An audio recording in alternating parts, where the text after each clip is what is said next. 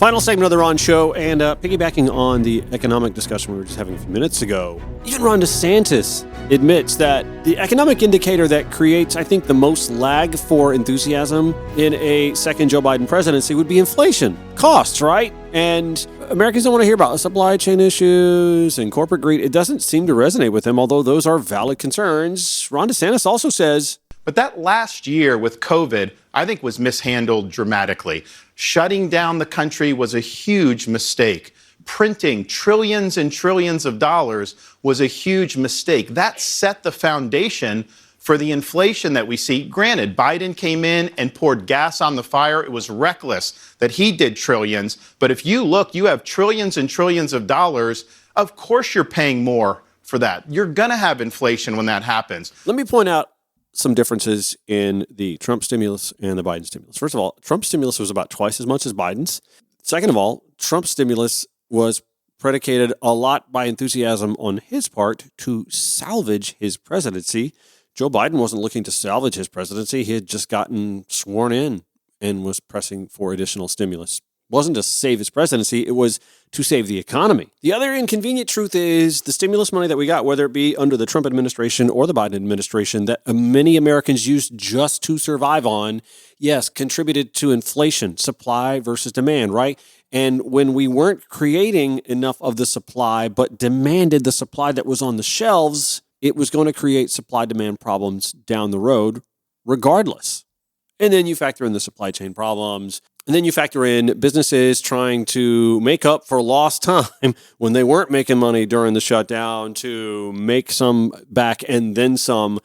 It all just kind of came together. It was a perfect storm at the wrong time. But again, when you look at where the economy is now versus where it was when Joe Biden put his hand on the Bible and swore his oath to the presidency of the United States, we were losing jobs. We were in the negative by 3 million. We're well into the positive by, 9 million? We are under 3.8% unemployment. We were at 6.7% when he took office. And that's why you see impeachment nuttiness going on in the House today and others in the House looking for Hunter Biden to come and give testimony, closed-door testimony, I should add. And I want to point that out because I think it's important to note that GOP House members want to come out of these closed-door Q&A sessions with Hunter Biden with their own narrative to the American public instead of letting the American public hear the answers actually given. Why is that important? Well, you can't sit here and howl and trust. No, you can because they are. You can't howl that Hunter Biden is avoiding his deposition when you let Jim Jordan, who is a high-ranking congressman in the GOP, get away with avoiding a deposition during January 6th committee hearings as well. He never showed up. Do innocent people do that? Do they avoid answering questions? And Hunter Biden, I don't get the sense that he's avoiding answering questions. He just wants cameras to be rolling. He wants to let the American people hear what he has to say as well. And why is that a problem for Republicans? Here is Hunter early today speaking to the media, calling Republicans bluff. I'm here today to make sure that the House committee's illegitimate investigations of my family do not proceed on distortions, manipulated evidence, and lies. And I'm here today to acknowledge that I've made mistakes in my life and wasted opportunities and privileges I was afforded. For that, I'm responsible. For that, I'm accountable. And for that, I'm making amends.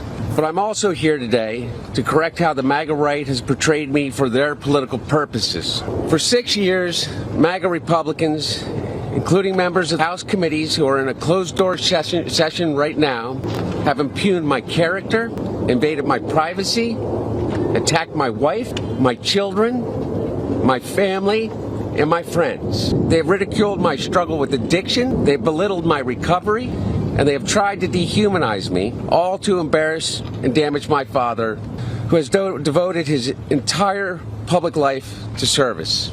For 6 years, I have been the target of the unrelenting Trump attack machine, shouting, "Where's Hunter?" Well, here's my answer. I am here. Let me state as clearly as I can. My father was not financially involved in my business, not as a practicing lawyer, not as a board member of Burisma, not in my partnership with a Chinese private businessman, not in my investments at home nor abroad, and certainly not as an artist. During my battle with addiction, my parents were there for me. They literally saved my life. They helped me in ways that I will never be able to repay. And of course, they would never expect me to. And in the depths of my addiction, I was extremely irresponsible with my finances. But to suggest that as grounds for an impeachment inquiry is beyond the absurd. It's shameless. There is no evidence to support the allegations that my father was financially involved in my business because it did not happen. James Comer, Jim Jordan, Jason Smith, and their colleagues have distorted the facts by cherry-picking lines from a bank statement, manipulating texts I sent, editing the testimony of my friends and former business partners, and misstating personal information that was stolen from me. There is no fairness or decency in what these Republicans are doing. They have lied over and over about every aspect of my personal and professional life. So much so that their lies have become the false facts believed by too many people. No matter how many times it is debunked, they continue to insist that my father's support of Ukraine against Russia is the result of a non-existent bribe. They displayed naked photos of me during an oversight hearing. And they have taken the light of my dad's love for me, and presented it as darkness. They have no shame.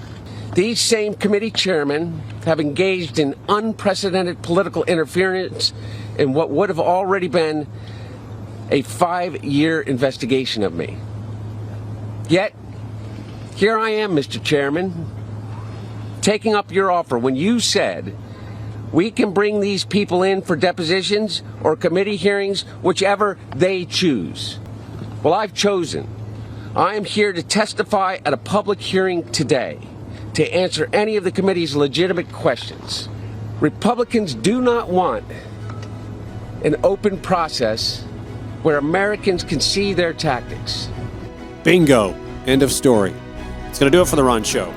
Back tomorrow, 5 to 6 p.m. on the America One Radio app, AmericaOneRadio.com, wherever you podcast, show notes and more. RonShowATL.com. Have a great one.